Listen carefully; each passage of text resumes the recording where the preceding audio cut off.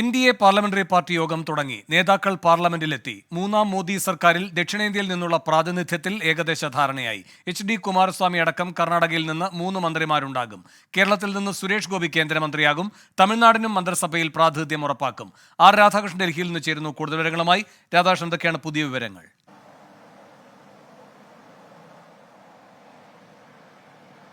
Parliamentary party യോഗം ആരംഭിച്ചിട്ടുണ്ട്. നിലവിലുള്ള സാഹചര്യത്തിൽ ഈ പുതിയ സർക്കാർ രൂപീകരിക്കുന്നതുമായി ബന്ധപ്പെട്ടിട്ടുള്ള അവസ്ഥ രൂപീകരിക്കുക എന്നുള്ളതാണ് ഈ പാർലമെന്ററി പാർട്ടി യോഗത്തിന്റെ ലക്ഷ്യം. ഈ പാർലമെന്ററി പാർട്ടി യോഗത്തിൽ നിതീഷ് കുമാറും ഒപ്പം ചന്ദ്രബാബു നായിഡുവും കക്ഷി നേതാവായിട്ട് നിലവിലുള്ള പ്രധാനമന്ത്രി നരേന്ദ്രമോദിയുടെ പേര് തന്നെ നിർദ്ദേശിക്കും. NDA ഘടകകക്ഷികളുടെ നേതാവ് എന്ന രീതിയിലായിരിക്കും അദ്ദേഹത്തെ തെരഞ്ഞെടുക്കപ്പെടുക. NDA കക്ഷികളുടെ പാർലമെന്ററി പാർട്ടി യോഗമാണ് നടക്കുന്നത്. NDAയുടെ കക്ഷി നേതാവായി നരേന്ദ്രമോദിയെ തെരഞ്ഞെടുക്കുന്ന മുറയ്ക്ക് അദ്ദേഹത്തിന് പിന്തുണ നൽകാൻ തയ്യാറാണ് എന്ന് അറിയിച്ചുകൊണ്ട് ഈ പാർട്ടികൾ തയ്യാറാക്കിയിരിക്കുന്ന ആ കത്ത് രാഷ്ട്രപതിക്ക് കൈമാറും. അതിനുവേണ്ടിയിട്ട് അവർ പോവുകയാകും പിന്നീട് ചെയ്യുക. ഏതായാലും ഇപ്പോൾ പാർലമെന്ററി പാർട്ടി യോഗത്തിൽ നേതാക്കന്മാർ സംസാരിക്കുകയാണ്. നിലവിലുള്ള സാഹചര്യത്തെക്കുറിച്ചും ഈ മുന്നണി യാഥാർത്ഥ്യമാകേണ്ടതിന്റെ ആവശ്യകതയെക്കുറിച്ചും ഈ മുന്നണിക്ക് കീഴിൽ സർക്കാർ രൂപീകരിക്കേണ്ടതിന്റെ ആവശ്യകതയെക്കുറിച്ചും ഒക്കെയാണ് നേതാക്കന്മാർ സംസാരിക്കുന്നത്. അതിനുശേഷമായിരിക്കും ഈ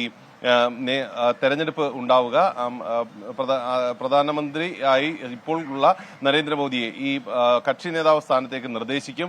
ഐകകണ്ഠേന തെരഞ്ഞെടുക്കും എന്നാണ് ഇപ്പോൾ ലഭ്യമായിട്ടുള്ള വിവരം. അതിന്റെ അടിസ്ഥാനത്തിലായിരിക്കും മറ്റു നടപടികളിലേക്ക് കടക്കുക. ഈ പാർലമെന്ററി പാർട്ടി യോഗത്തിന് ശേഷം ഉഭയകക്ഷി ചർച്ചകൾ മുൻ നിശ്ചയിച്ച പ്രകാരം തുടരും.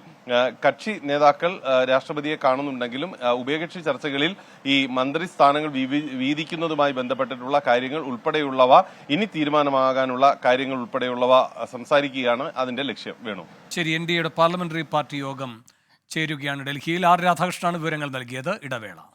ലോകത്തെവിടെയായാലും ഏത് സമയത്തും 24 വാർത്തകളും ഓഗ്മെന്റഡ് റിയാലിറ്റി പാക്കേജുകളും എക്സ്പ്ലെയിനറുകളും വിശദമായി കാണാൻ ഞങ്ങളുടെ YouTube ചാനൽ നിങ്ങൾക്ക് സബ്സ്ക്രൈബ് ചെയ്യാം.